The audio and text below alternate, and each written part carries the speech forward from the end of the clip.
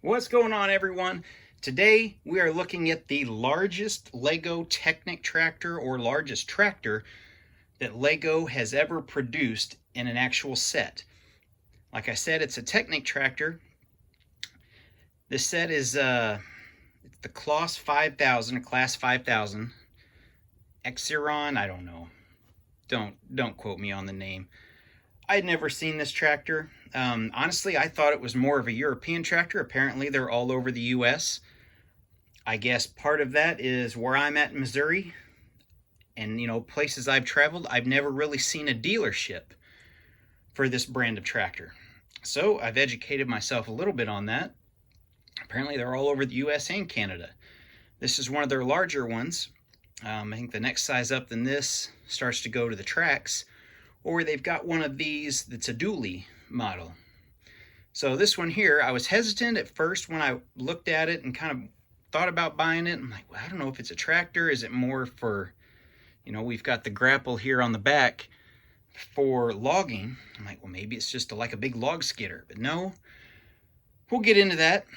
We're going to do I'll do another video where I compare this to some of the other tractors I've done, just so you can see how much larger this set is in comparison. I bought this set. It's right at $200. I don't know what it cost new. It's only a couple years old.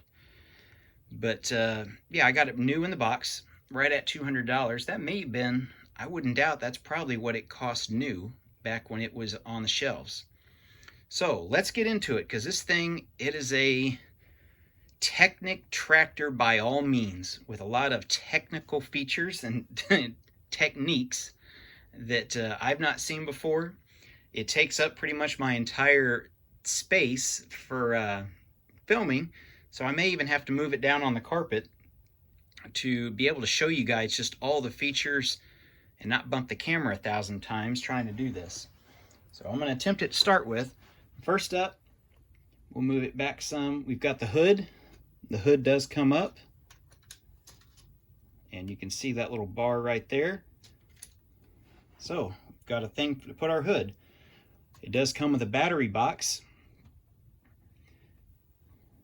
We'll move the front to the back. So this little thing here that I'm turning actually lowers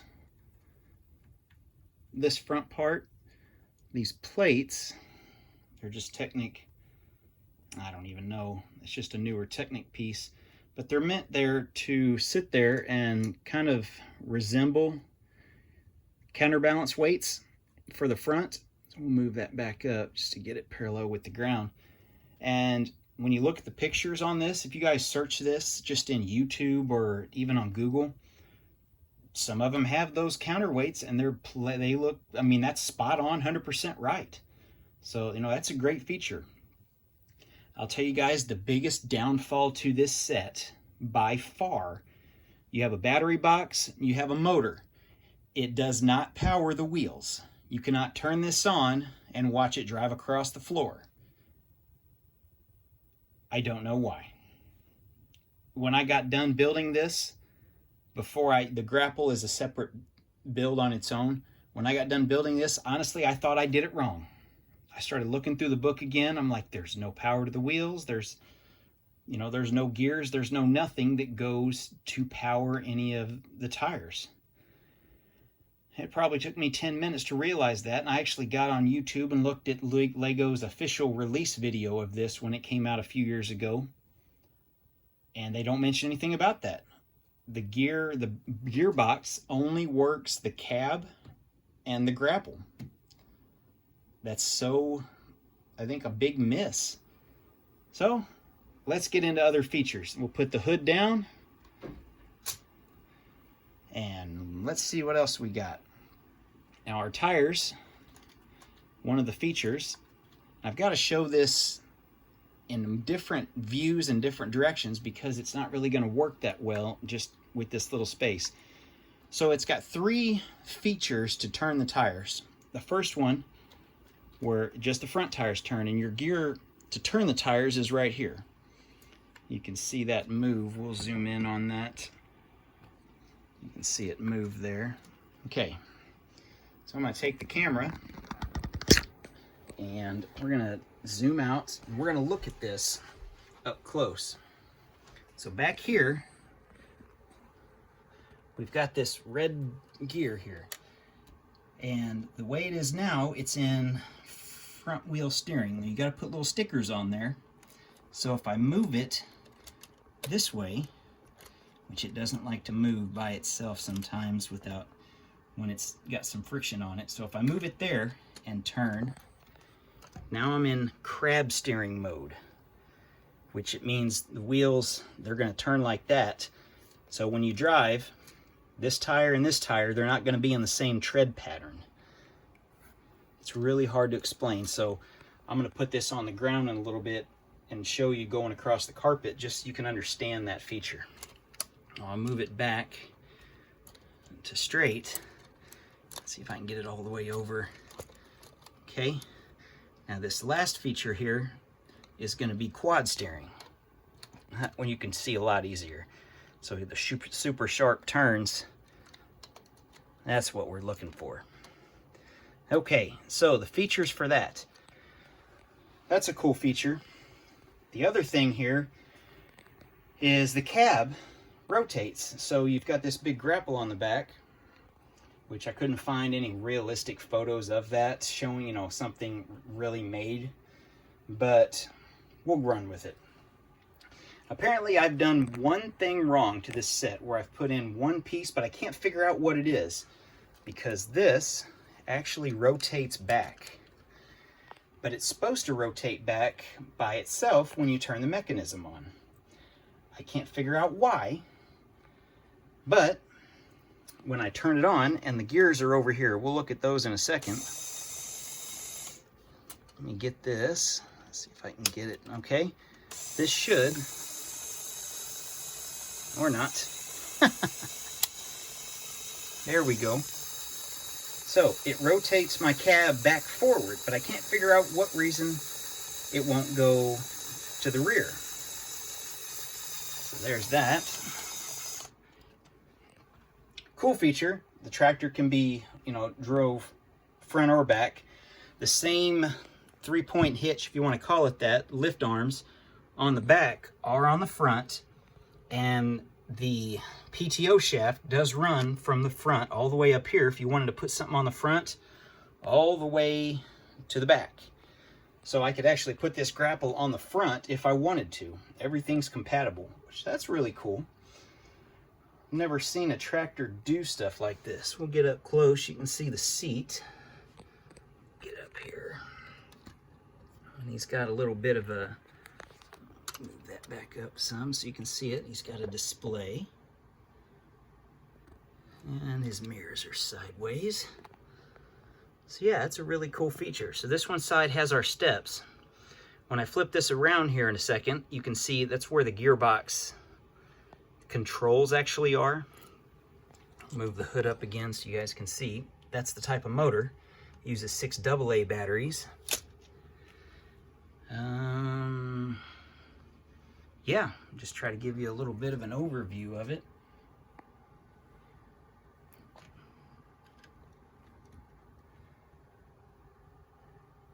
All right.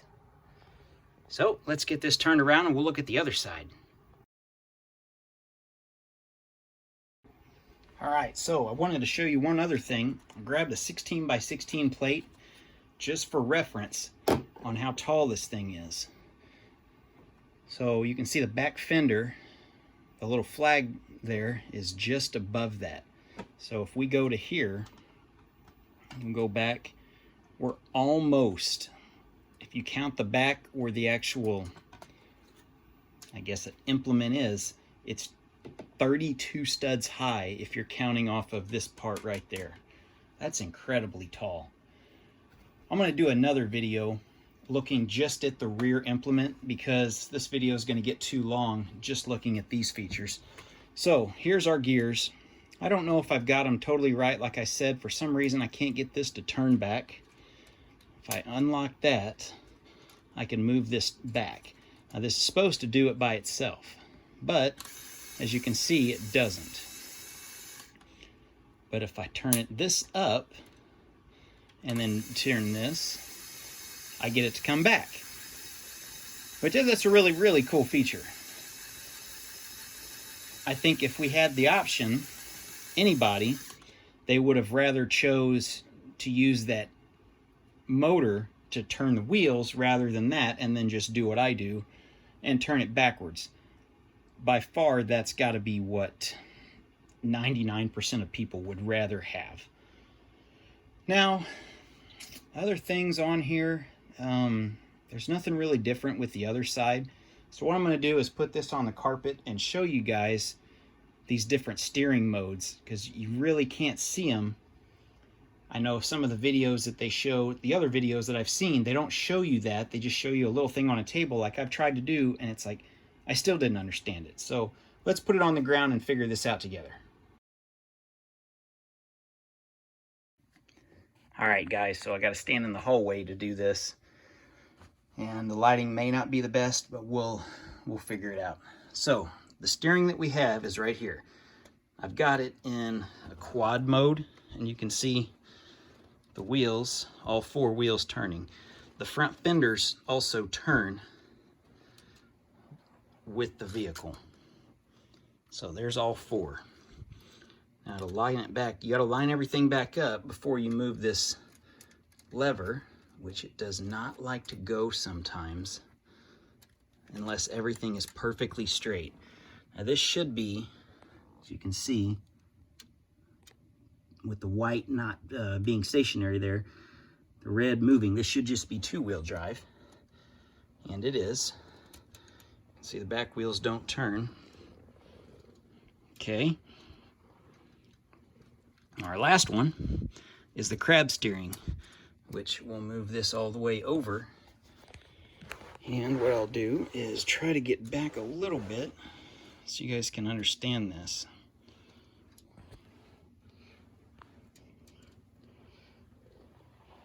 That's interesting. It goes straight, but not like you'd think. Let's try to get it like this. So you can see all four tires are turned the same direction. You can see like this one's really inset.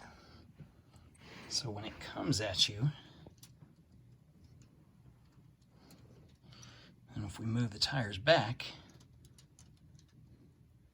and we move them to the other direction, I know it's really hard to show this. I'm going to show you guys what the back of the directions look like, or instructions, whatever you want to call them. And it kind of shows a pattern, a tire pattern, to show how this crab steering works. And hopefully that will help.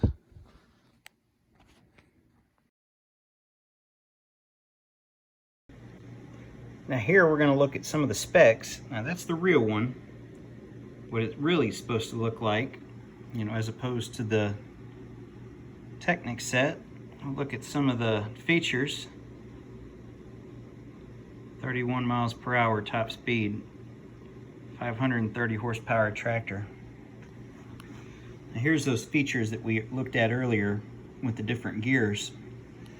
Now to get a better understanding, here's kind of the way what we're talking about when I mention those. So all four-wheel steering, all wheels, they're going to turn the same way. Front wheel steering, just like a typical car where only the front wheels turn. So if you don't need to make the super sharp turns, there you go. The last one is the one I'd never heard of before, which is crab steering, where all four tires, you can see, turn the same way. And when you're driving like that, none of your tires are going to be in the same tread. So wherever the front tire goes, the back tire is not going to follow in that same track. I don't really know, you know, other than not putting as much weight in the same area or mashing it down as much, I really don't know. I'm sure there's a farming technique out there, I'm not familiar with it. But that's what I wanted to show you here. Now, back to the other part of the video.